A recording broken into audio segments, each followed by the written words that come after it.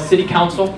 Shortly after being sworn into City Council, I actually did my first tour in Iraq in the Marine Corps in Anbar Province. Came back from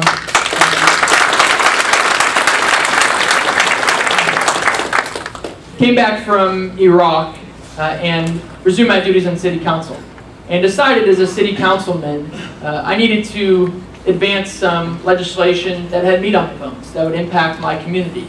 And I fought for legislation to reduce the property taxes in our community.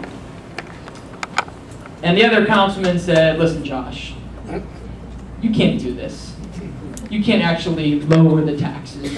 Get out of our way." So I did my homework. I took an intellectual approach rather than a political approach. I talked with the finance director and different financial leaders in our community and asked for their advice in putting together a sound proposal, and put together a plan where I knew we could lower the property taxes and also keep our community on sound footing. Brought it to the other councilmen and they said, "Listen, Josh, we're going to embarrass you. We're going to vote this down 1-6.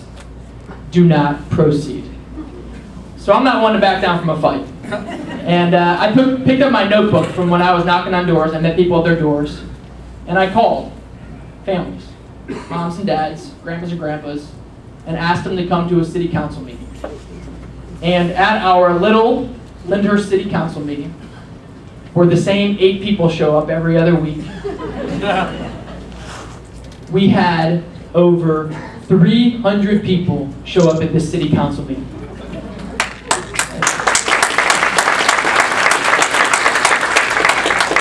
And one by one, they got up there at a microphone just like this and said to the other councilmen, "We want you to vote for Councilman Mandel's proposal. We want you to lower our taxes." And instead of that vote going down 1-6, it ended up passing 6-1. So I went out there in February of 2006 with a new pair of shoes in the snow and started knocking on doors. Went door to door to door. People invited me into their home. I talked to them in their foyers. I talked to them in the summer in their backyard barbecues. I talked to them in the front yard. I talked to them in the driveway. Wherever they would talk to me, there were men and women taking their evening walks down the sidewalk. I walked next to them and I talked to them. And that year I knocked on approximately 19,679 doors. Wore out 3 pairs of shoes. And in this very difficult district, was able to be elected to the State House of Representatives.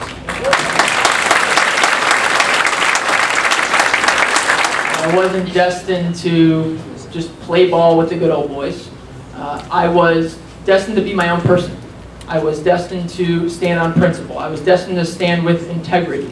I was destined to fight for lower taxes. I was destined to fight to protect life. I was destined to fight to advance limited government. I was destined to get the government out of your way so that you as small business owners can grow your companies. You as moms and dads can raise your children. You as moms and dads can educate your children. And you can grow communities that we know to be important to us. And I caught some flack, and I had opposition. But I was proud to stand on principle when the going got tough, regardless of whether it was Democrats or Republicans attacking me. And I fought for issues that I felt were important to me, and I know that are important to you as well. I also became very interested and involved to be a leader on that committee, and I'm also proud to be your candidate for state treasurer in the state of Ohio. Over the past year plus, we've traveled over 70,000 miles, as I mentioned, in the 74 of the 88 counties. And we have conservatives from throughout the state supporting us. Tons of young people, a lot of people who've just volunteered through our website, just joshmandel.com, and people from all ages and races and religions and heights and widths, vegetarians, we got them all. We'll take anyone who wants to help our cause to take this state back and take this country back.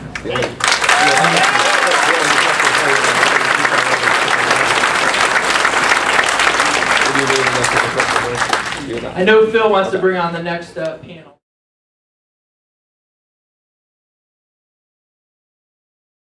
One of those commitments is I'll always be honest with you. The way I was raised in my family and the way I was raised in the Marine Corps, standing on principle and standing with integrity means everything.